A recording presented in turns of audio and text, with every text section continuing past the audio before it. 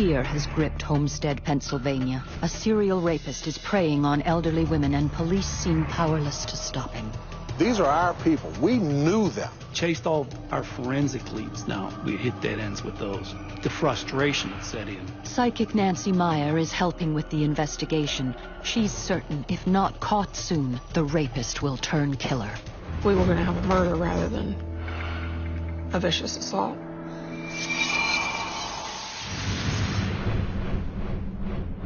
At the scene of the last rape, they had found a large knife on the steps of her home that he had threatened to cut her throat if she didn't stop fighting. We were convinced 100% that we were dealing with somebody that we knew and that was just getting off, watching us. But it was, again, looking for that proverbial needle in a haystack. He wasn't going to appear to be public enemy number one. He was going to appear to be a nice young man.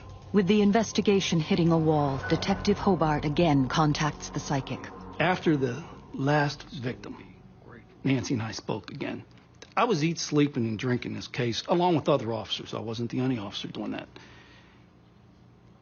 I'm sure that my frustrations of being unable to locate this guy were starting to show. And I said, Tommy, you're going to have him by next week. It's going to be over with. You're going to arrest him. You won't need me anymore. I'll believe that when I see it. But he said, gee, I hope you're right. I said, I hope I'm right. I hope this nightmare's over with. And then, the break the entire town has been waiting for. None of our victims had anything ever taken from them until our last victim. One of those items was a shotgun. Phone rang, 3 o'clock in the morning. It was a guy I know, and he said, I know who you're hunting for. I said, come on. They took a shotgun last night, didn't they? We never publicized that. Never. And he said, it's over Steel City Arms over in Braddock. The guy's trying to sell it. I can set it up for you. The informant sets up the buy, and the police, armed with the psychic's sketch, stake out the pawn shop and wait. When the suspect arrives and takes back possession of the gun, the police are there to arrest him. And I had the sketch sitting next to me on the seat, and he turned and kind of looked at me.